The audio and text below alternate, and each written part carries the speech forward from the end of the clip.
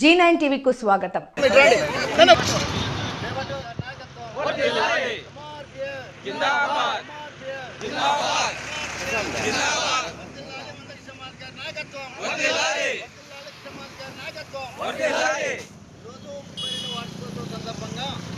మరి మహిళా సమాఖ్య ఆధ్వర్యంలో అధికారి పుట్టినరోజు కూడా ఈరోజు 60 అదేవిధంగా ఎంఆర్పిఎస్ పుట్టినరోజు కూడా 32వ వార్షికోత్సవం సందర్భంగా మరి జిల్లా మహిళా సమాఖ్య ఆధ్వర్యంలో శ్రీమతి విజయకన్ గారు, శ్రీమతి నాగమ్మ గారు, పద్మావతి గారు, శ్రీమతి లింగం గారు వీళ్ళ ఆధ్వర్యంలో కేక్ కట్ చేసి మరి మందకృష్ణ మాది గారి జన్మదిన వేడుకలు ఘనంగా జరుపుకోవడం మనకుంట గ్రామంలో జరుగుతుంది. అదేవిధంగా ఎంఆర్పిఎస్ కూడా 32వ సంవత్సరం స్టార్ట్ అయింది.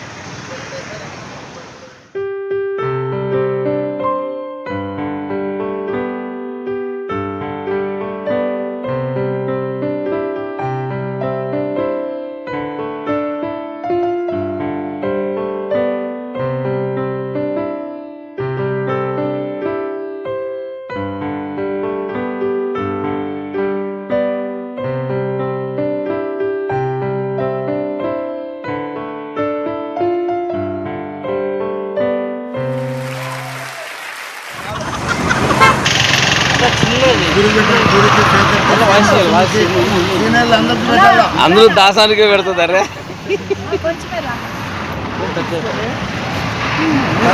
కానీ నేను first print media electronic media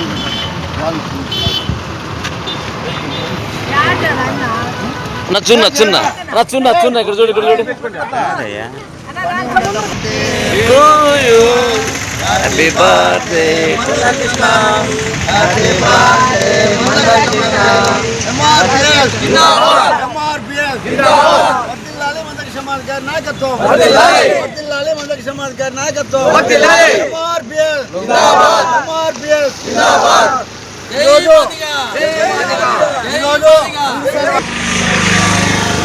ఈరోజు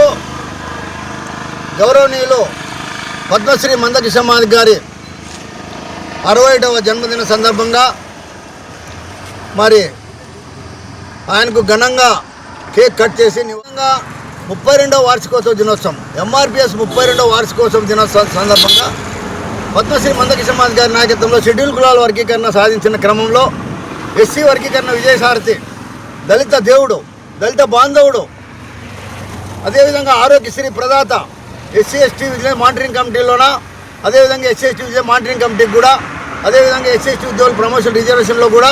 అదేవిధంగా వికలాంగుల హక్కుల పోరాట సమితి ఆధ్వర్యంలో కూడా ఆయన ఘన విజయం సాధించిన వ్యక్తి,